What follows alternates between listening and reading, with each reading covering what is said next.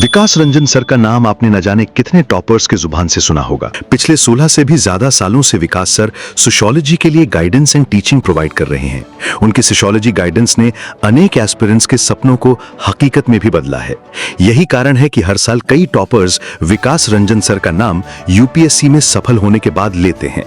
और अगर आप भी एक सफल यूपीएससी टॉपर बनना चाहते हैं तो ट्रायम्फ आईएएस लेकर आ रहा है सीएससी 2026-2027 के लिए एक एक्सक्लूसिव बैच। ये बैच आपकी सीएससी 2026 की प्रिपरेशन के लिए एक बेस्ट बैच हो सकता है। यहां मिलेगा आपको in depth coverage of UPSC syllabus, वो भी कंटेम्पररी ओरिएंटेशंस एंड एप्लीकेशन के साथ। आपको मिलेंगे रेगुलर असाइनमेंट हर टॉपिक के कंप्लीट होने के बाद, ताकि आपकी कॉन्सेप्चुअल क्लैरिटी और बेहतर हो सके। हर क्लास के बाद विकास रंजन सर के साथ 1-on-1 डाउट डिस्कशन सेशन।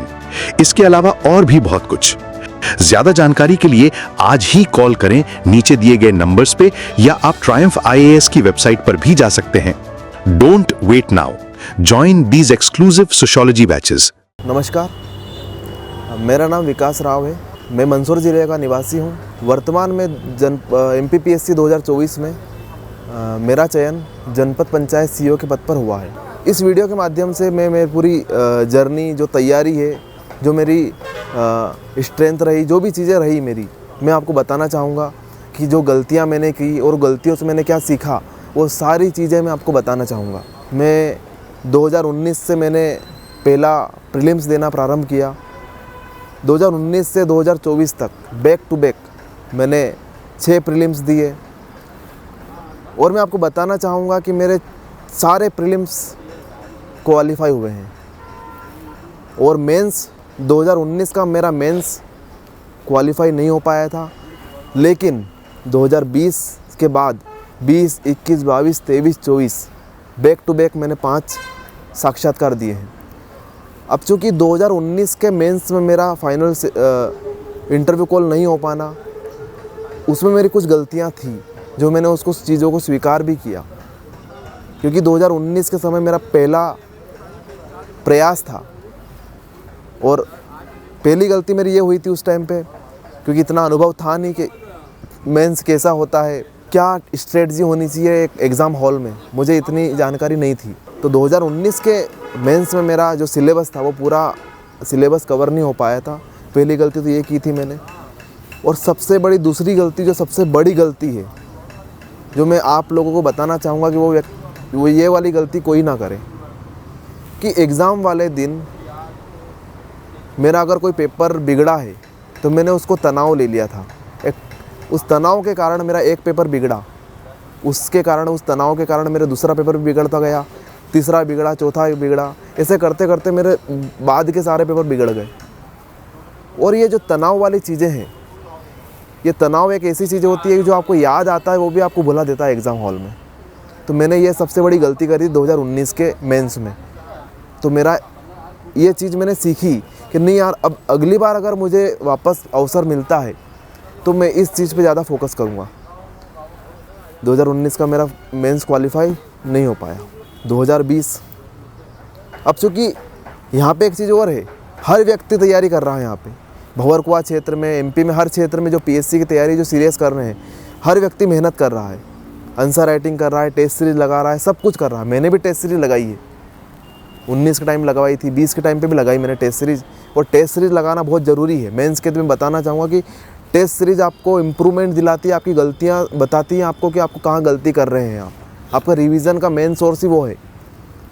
तो आप 20 की फिर वापस से मैंने मेंस दिया, और इस बार मैंने वो गलती नहीं करी जो 19 में मैंने करी थी, कि मेरा जो तनाव लेने की जो आदत थी मेरी, वो मैंने इस बार नेगलेक्ट करी। 2020 का मेरा पहला इंटरव्यू कॉल हुआ। उस दिन मुझे पता चला कि यार मैंने कुछ चीज़ें सीखी है, मैंने गलतियों से सीखा है और उस गलती को वापस से रिपीट नहीं किया है मैंने। 2020 का मैंने इंटरव्यू दिया। हाँ, 20 का इंटरव्यू दिया मैंने, लेकिन हो सकता है मेरे उसमें मेंस में कुछ नंबर कम रहे होंगे, क्योंकि मेरे कुछ पेपर में कुछ क्वेश्चंस छूट गए थे, तो उस वजह से मेरा फाइनल रूप से चयन नहीं हो पाया। फिर 2021 फिर से आया, फिर से प्रीलिम्स दिया मैंने, फिर से मेंस दिया मैंने। ऐसे बैक टू बैक मैंने 4 साक्षात्कार दिए, 5 साक्षात्कार दिए सॉरी। लेकिन अब ये एक जर्नी रही मेरी, इसमें मैंने क्या सीखा है वो आपको बताऊंगा मैं, और आपको भी इस चीज़ से सीखना चाहिए। क्योंकि कुछ लोग तो प्रीलिम्स से बाहर हो रहे हैं और मेरे साथ अलग समस्या ये है कि मैं साक्षात्कार से बाहर हो रहा हूँ और मुझे वापस से 1-2-3 करना है। क्योंकि एक बार प्रीलिम्स से आप बाहर हो जाओ उतना बुरा नहीं लगता जितना आप साक्षात्कार देने के बाद वापस बाहर होना है और वापस से आपको उन्हीं लोगों के साथ 1-2-3 करना है जो आपके साथ कहीं आपसे एडवाइस लेने आते हैं। वो चीज़ें लगती है कि यार वापस से मुझे 1-2-3 करना है। तो ये चीज़ें थी मेरे साथ, तो मैंने उन चीज़ों को वापस, क्योंकि अगर कोई दूसरा व्यक्ति होता, मैं सभी व्यक्ति की नहीं बोल रहा हूँ, लेकिन कुछ लोग गलतियाँ ऐसी करते हैं कि यार अगर 1-2 बार आप असफल हो गए तो इतने डिप्रेस्ड हो जाते हैं कि गिव अप कर लेते हैं, या फिर आपका जो आपको अवसर मिल रहे हैं वो भी गवा देते हैं। तो ये चीज़ें आपको नहीं करना है, आपको फिर से गिरना है, गिरे हो आप तो उठना है, चलना है, दौड़ना है। स्वामी विवेकानंद जी को वो प्रेरणा स्रोत मानता हूँ मैं, उनके कोट को पढ़ता हूँ कि उठो, जागो और तब तक मत रुको जब तक कि लक्ष्य प्राप्त नहीं हो जाए। और ये कोट मैंने हमेशा मेरे जीवन में, हमेशा उस कोट को मैंने हमेशा मेरे जीवन में स्थान दिया है। एक कोट उनका एक और याद आ रहा है मुझे कि चिंतन करो, चिंता नहीं, क्योंकि जो चिंतन है वही नए विचारों को जन्म देता है। तनाव लेके हम बैठ जाएंगे, चिंता करके बैठ जाएंगे, उससे क्या होगा? कुछ नहीं होने वाला है। हमें गलती कर रहे हैं, गलती करना गलत बात नहीं है, गलती करने के बाद आप उससे सीख नहीं ले रहे हो, ये गलत बात है। गलती करो, कोई इशू नहीं है, ऐसा कोई व्यक्ति नहीं है जीवन में या फिर दुनिया में कि उसने गलती नहीं की होगी। आज इतने बड़े बड़े महान लोग हुए हैं, महापुरुष हुए हैं, उन्होंने भी अपने जीवन में गलतियां की है, लेकिन वो महान क्यों हुए हैं हमें वो चीज़ देखनी है। वो महान इसलिए हुए हैं कि उन्होंने गलती की, लेकिन गलती से सीखे हैं वो। तो मैंने भी मेरी गलतियों से सीखा है कि अगर कहीं 19 में मेरा मेंस हुआ, नहीं हो पाया क्वालिफाई, तो मैंने उसमें तनाव ले लिया था। तो मैंने 20 में तनाव नहीं लिया तो मेरा मेंस क्वालिफाई हो गया, इंटरव्यू कॉल हो गया। लेकिन 21-22 में फिर मेरा मेंस हर बार क्वालिफाई हुआ, लेकिन अंतिम रूप से चयन नहीं हुआ। अब चूँकि देखो आप लोग भी इस जर्नी में आए हो, मैं भी इस दौर से गुजरा हूँ, तो ये चीज़ें हैं ना, आपके हर प्रकार की चुनौतियाँ आपके सामने आएगी। फाइनेंशियली आएगी, कई बार ऐसा लगेगा कि परिवार के लोग हैं, समाज के लोग हैं या अन्य लोग हैं, आपको ताने मार रहे हैं, ये कर रहे हैं, वो कर रहे हैं। तो वो चीज़ें क्या हैं, हमें समस्या हर व्यक्ति के लाइफ में है, मेरे लाइफ में भी, आपके लाइफ, हर किसके जीवन में छोटी है, किसके जीवन में बड़ी है। हमें समस्या है, समस्या के समाधान पे ध्यान देना है कि क्या करना चाहिए। अगर मान लो मैं आपको बताया जस्ट अभी कि यार फाइनेंशियली प्रॉब्लम मेरे साथ भी थी, अगर मैं उसको लेके बैठ जाता कि यार मेरे पास पैसे नहीं है तो मैं पढ़ाई करूँ ही नहीं आगे, तो क्या इसका समाधान था? क्या ये नहीं था। मैंने उसके समाधान पे ध्यान दिया कि मुझे क्या करना चाहिए। मैंने क्या सोचा, मुझे नहीं यार, अगर फाइनेंशियली कंडीशन मेरी ख़राब है तो मुझे क्या करना चाहिए, मुझे पार्ट टाइम जॉब करनी पड़ेगी, क्योंकि मुझे जॉब भी ऐसी करनी कि मेरी पढ़ाई डिस्टर्ब नहीं हो। तो मैंने लाइब्रेरी में जॉब करना प्रारंभ किया। तो ये मेरी समस्या थी, तो मैंने इसका समाधान किया। ऐसे ही आपके जीवन में भी अन्य समस्याएं होगी, तो आपको उस तरीके से आपका समाधान करना है। मैंने लाइब्रेरी में जॉब करी, मेरी आर्थिक स्थिति ऐसी हो गई कि मेरा खर्चा निकाल रहा हूँ। अब मैं उस चिंता से मुक्त हो चुका था कि आर्थिक स्थिति मेरी सुधर गई है, अब तो मैं मेरा खर्चा निकाल रहा हूँ। अब मेरे पास ये तनाव नहीं है कि यार पैसे कहाँ से आएंगे। अब ये है कि अब मैं पूरा एक सही दिशा में काम करना है, मुझे पढ़ाई करना है, बस दूसरा कोई है ही नहीं। भटकाव नहीं होना चाहिए लाइफ में। अगर आपने एक लक्ष्य सामने रखा है तो हमेशा उस लक्ष्य पे ध्यान अर्जुन की तरह होना चाहिए। अगर भटकाव आया तो यूँ मान के चलो कि वो लक्ष्य कभी हासिल नहीं होगा। आप भटकाव आएंगे, हर व्यक्ति के जीवन में भटकाव आते हैं, हमें उनसे बचना है। 21 का इंटरव्यू दिया मैंने, 22 का इंटरव्यू दिया मैंने, 23 का दिया, अंतिम रूप से चयन नहीं हुआ। हाँ, 21 का मैं ज़रूर बताना चाहूँगा, 21 का मेरा अभी रिजल्ट 13% प्रोविजनल में पेंडिंग है। मेरा अभी उसका रिजल्ट फाइनल नहीं आया है। लेकिन 22-23 अब मेरे साथ दूसरी समस्या ये क्या थी कि यार मेरा चयन क्यों नहीं हो पा रहा है। यार प्रीलिम्स हर बार क्वालिफाई हुआ मेरा, मेंस भी हो रहा है अब दिक्कत मुझे कहाँ आ रही है, साक्षात्कार में आ रही है कि हो सकता है वहाँ मुझे नंबर कम मिल रहे हैं। तब उसके लिए अब उसकी स्ट्रेटजी अलग थी। अब क्या करना है मुझे, तो मुझे अब अधिक से अधिक मॉक इंटरव्यू देना है, अधिक से अधिक अपनी बॉडी लैंग्वेज पे काम करना है, मुझे मेरा जो भाषा शैली है उस पर विचार करना है, उसमें सुधार करना है। मैंने उस पर सुधार किया क्योंकि इस एग्ज़ाम के 3 चरण है, प्रीलिम्स, मेंस और इंटरव्यू, और तीनों की स्ट्रेटजी अलग अलग होती है, तीनों की तैयारी अलग अलग होती है। अब मेरे साथ साक्षात्कार था, इसकी तैयारी पूरी अलग थी।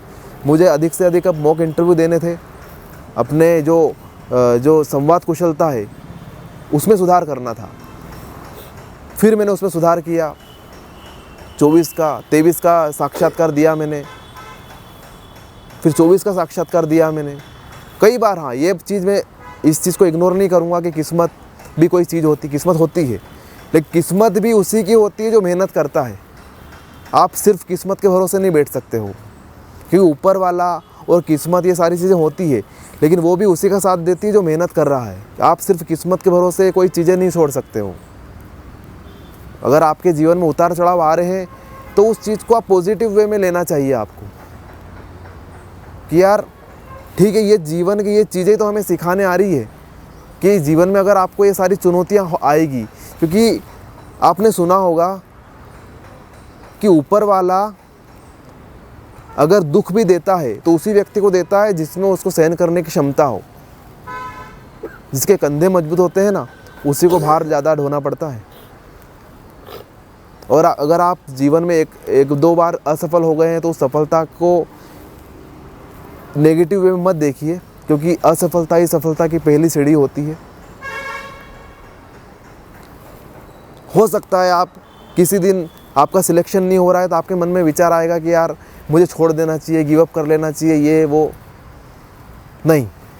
हमें फिर से उसी जोश के साथ, उसी तैयारी के साथ जो गलतियां करी है उसमें सुधार के साथ आगे बढ़ना है। और निश्चित ही आप अगर उनमें सुधार करोगे तो आप निश्चित ही आगे सफल अवश्य होगे। एक समय था, मैं आपको बताना चाहूँगा, एक समय था मेरा बैक टू बैक PDF में नाम नहीं आ रहे थे, रिजल्ट नहीं आ रहा था। एक मन में आया था कि यार कोई छोटी मोटी पोस्ट ही मिल जाए, तो ऐसा मन में आया था। और कई बार ऐसा भी आया था, कब तक यार, छोड़ देना चाहिए मुझे। और ये मानव प्रवृत्ति होती है, जब व्यक्ति के जीवन में इतनी सारी असफलता आती है ना, तो मन में विचार आ ही जाता है, क्योंकि ऊपर आप बहुत सारे दबाव हैं आपके ऊपर, फैमिली का है, समाज का, हर चीज़ का दबाव है। वो चीज़ें आपको ये भटकाव लाती है।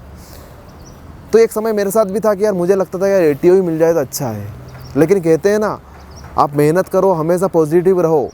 आप सोने की चाह रखते हो, ऊपर वाला आपको हीरा देना चाहता है, वो वाली बात है। मैंने धैर्य रखा, मेहनत करी, सकारात्मक रहा, मैं आशावादी रहा, मैं नहीं यार इस बार नहीं उस बार हो जाएगा। और सबसे बड़ा एग्जाम्पल मैं आपके सामने प्रस्तुत हूँ यहाँ पे, कि जिस व्यक्ति का 450 पोस्ट में नहीं हुआ है, वो 100 पोस्ट में आज सिलेक्शन लेके बैठा है, वो भी अच्छी पोस्ट। जनपद पंचायत CO अपने आप में बहुत बड़ी पोस्ट है। PSC की हर पोस्ट अपने आप में महत्वपूर्ण है। सोचो, मैं 450 पोस्ट में बाहर था, आज 100 पोस्ट में आपके सामने हूँ, तो बोलो ना, मतलब कहाँ से कहाँ क्या हो जाता है किसी को नहीं पता। आप अगर जिस भी क्षेत्र में 100% आप दो, उसको ईमानदारी पूर्वक कार्य करो। आप मैं यही आपको संदेश देना चाहूँगा कि अगर आप तैयारी कर रहे हो तो 100% दो, उसमें भटकाव आएंगे उनसे दूर रहो, चुनौतियाँ आएगी उनका समाधान पे ध्यान दो, ना कि चुनौतियों पे ध्यान दो। और जो भी चुनौतियाँ, देखो हर समस्या का हल है, ऐसा नहीं है कि कोई समस्या का हल नहीं है, हर समस्या का हल है।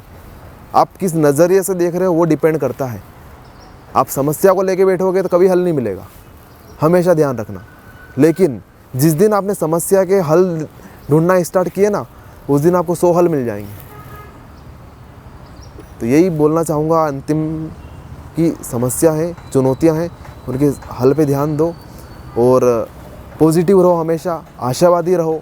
और जो तैयारी है, और ख़ुद पे कॉन्फिडेंस रहो कि यार नहीं हो जाएगा। क्योंकि एक इंसिडेंस बताता हूँ मैं आपको, कि जब 450 पोस्ट मेरा नहीं हुआ था, 100 पोस्ट आई 2024 में, मेरा मन हुआ था कि इतनी पोस्ट में नहीं हुआ तो इतनी पोस्ट में कैसे होगा। फॉर्म भरने का मन नहीं था कि यार इतनी कम पोस्ट में क्या फॉर्म डाले। मेरे दोस्त लोग भी मुझे बोलते थे कि यार इतनी कम पोस्ट में कैसे होगा। पता है मैंने उनको क्या जवाब दिया था? मैंने उनको एक ही बात बोली थी कि मुझे कितने पद चाहिए, कितनी सीट चाहिए मुझे तो एक सीट से मतलब है ना। भले 100 आए, 200 आए, 400 आए, 500 आए, मुझे उससे क्या मतलब। मुझे सिर्फ एक सीट दिख रही है बस। वो सीट आपकी है और आप उसे लेकर रहोगे। ये कॉन्फिडेंस खुद में होना चाहिए और ये कॉन्फिडेंस मेरे अंदर था। मैंने मेरे मित्र को, एक मित्र है मेरा, उसको मैंने बोला था कि जिस दिन मुझे 2024 का मेंस लिखने का मुझे अवसर मिला तो उस दिन देखना मेरा इंटरव्यू कॉल भी होगा, साक्षात्कार भी होगा और अंतिम रूप से मेरा चयन भी होगा। वही हुआ। 2024 का मुझे मेंस लिखने का मौका मिला, इंटरव्यू दिया मैंने, साक्षात्कार दिया मैंने और फाइनल सिलेक्शन भी हुआ मेरा। और सीमित संसाधनों के बावजूद, ऐसा नहीं कि मेरे पास हर चीज़ें उपलब्ध थी। मेरे पास आज भी 2024 के प्रॉपर नोट्स नहीं हैं। हर नोट्स मैंने अलग अलग दोस्तों से, गुरुजनों से अलग अलग उधार मांग के ऐसे खुद के नोट्स बनाए हैं और सीमित संसाधनों में मैंने ये पढ़ाई जारी रखी और आज मैं सिलेक्शन लेके बैठा हूँ। जब मैं कर सकता तो आप क्यों नहीं कर सकते यार? कर सकते हो। खुद पे विश्वास रखो और निश्चित ही आपको सफलता मिलेगी। मैं जिस दौर से, जिस परिवार से, जिस माहौल से निकल कर आया हूँ, मैं बताऊँगा कि मेरे बड़े भैया हैं, वो मैकेनिक हैं और मैं शादीशुदा भी हूँ। मेरी एक 4 साल की गुड़िया भी है। मुझे ये तक ताने सुनने मिले हैं मुझे कि यार इतने सालों से मेरा नहीं हुआ है सिलेक्शन। तो मुझे ये लोग बोलते थे कि यार तुझे भी कुछ होना जाना है, कुछ नहीं है, फालतू घर वालों के पैसे बिगाड़ रहा है तू, और तुझे भी बाद में आके तेरे भैया के साथ में हाथ पैर काले पीले ही करने हैं, आगे कुछ नहीं होने जाना है। और इस माहौल में मुझे अगर सपोर्ट करने वाला था, भैया तो थे ही सही कि भैया ने मुझे हर दम सपोर्ट किया, फाइनेंशियली किया और एक मेंटली भी मुझे सपोर्ट किया। लेकिन यहाँ एक व्यक्ति और है, मेरी धर्मपत्नी, ओम कुंवर नाम है उनका, जो राजस्थान से हैं। वो स्वयं खैर ग्रेजुएट हैं वो। मैंने उनको, उनकी इच्छा नहीं थी पढ़ने की, उन्हें यार मुझे 12वीं करके उनका मन था कि नहीं यार छोड़ो। मैंने बोला नहीं आपको करना चाहिए। ग्रेजुएशन करवाया उनका मैंने, नहीं ग्रेजुएशन तो कम से कम होना ही चाहिए। ग्रेजुएशन कंप्लीट है उनका। आज के जिस दौर में आपको बताना चाहूँगा कि यार कौन सी धर्मपत्नी या कौन सी लड़की शादी के 8 साल तक एक बेरोजगार व्यक्ति से 8 साल तक जुड़े रह सकती है, और उस परिवार में, उस समाज में जहाँ पे हर लोग ताना मारते हैं कि यार एक बेरोजगार व्यक्ति है, वो तो अभी क्या कर रहे हैं, बस पढ़ाई पढ़ाई पढ़ाई पढ़ाई पढ़ाई। उसको भी ताने मिलते थे। ये सिर्फ मेरा ही संघर्ष नहीं है, मेरे पूरे परिवार का संघर्ष है, खासकर उसका खुद का स्वयं का है, क्योंकि उसकी भी बहुत सारी मित्र हैं या फिर परिवार में और भी रिलेटिव्स हैं। उससे जब कोई पूछता था कि यार कंवर साहब क्या करते हैं, उसको खुद झिझक होती थी बताने में कि पढ़ाई कर रहे हैं।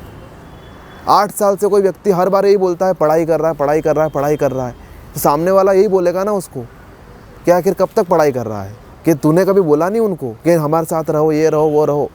लेकिन सच बता रहा हूँ, वो मेरा जीवन साथी ने मुझे इतना सपोर्ट किया है, मुझे बोला है, क्योंकि यार मैं उनसे 8 साल इंदौर में इतने दूर रह रहा हूँ, 250 किलोमीटर घर से दूर रह रहा हूँ। मेरी 4 साल की गुड़िया है, वो कब 4 साल की हो गई मुझे पता नहीं चला। वो कब 4 साल की हो गई मुझे खुद पता नहीं चला। और सोचो ये 4 साल कैसे गुजरे होंगे, क्योंकि कोई भी धर्म पत्नी होती है ना, वो आपके पति को ही बोल सकती, कोई भी चीज़ की आवश्यकता हो तो। उसने मुझे कोई ऐसी बड़ी विश नहीं मांगी कि यार मुझे ये करना है, वो करना है, मुझे इसके लिए पैसे चाहिए, वो चाहिए। हर बार मैं असफल हुआ, गिरा, उठा, लेकिन मुझे हौसला देने वाला वो थी। मुझे उसने बोला नहीं यार कोई बात नहीं, आप कर सकते हो, आप करोगे। और निश्चित ही जिस दिन वे सफल होगे ना, उस दिन वो खुशी मेरे लिए बहुत बड़ी होगी। मतलब वो लड़की और जो मेरे जो गुड़िया भी है ना, 4 साल की गुड़िया, मैं यूँ मान के चलो लक्ष्मी रूप स्वरूपा है मेरे लिए वो। इन दोनों का भी कभी ऐसा उसने मुझे जताया नहीं क्योंकि आज हम देखते हैं इंदौर जैसी सिटी में रह रहा हूँ कि यार कोई लड़की शादी होने के बावजूद साल भर में अगर कोई उसका पति अगर कोई काम धंधा नहीं कर रहा है ना, तो या तो छोड़ के चली जाएगी उसको, या फिर घर वालों को बोल देगी मुझे यहाँ रिश्ता ही नहीं रखना है। लेकिन कोई लड़की 8 साल से मेरे साथ रह रही है, वो भी बेरोजगार के साथ में। ठीक है, हाँ परिवार सपोर्ट कर रहा है, हर चीज़ कर रहा है, लेकिन घर से मैं दूर रह रहा हूँ। वो हर चीज़ तो परिवार वालों को नहीं बोलेगी ना, मुझे ही बोलेगी ना। लेकिन उसने मुझे कभी ऐसी बड़ी चीज़ नहीं बोली कि यार मुझे ये करना है, आप घर आ जाओ लौट के, हमारे साथ रहो।